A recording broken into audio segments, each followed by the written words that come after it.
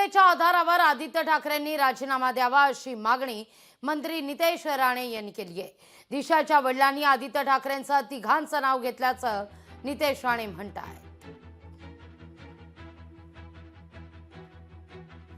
नैतिकतेच्या आधारे असं काय येऊन बोलत नाही आदित्य ठाकरे? तर बाबा माझं नाव आलंय, माझ्यावर आरोप झालाय, जोपर्यंत माझ्यावर आरोप क्लिअर होत नाही तोपर्यंत मी आमदार म्हणून राहणार नाही।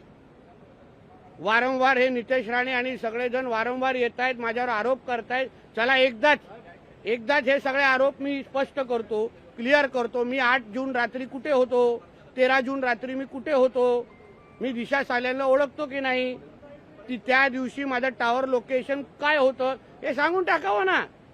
माझं म्हणणे वारंवार आरोप होत आहेत, 2-3 वर्षापासून आरोप होत आहेत। आपण का तो काळा ठपका लावून घेतो ह्याचा विचार आदित्य ठाकरेंनी कुठेतरी केला पाहिजे। ह्याच्यातून पळवाट काढून उपयोग नाहीये।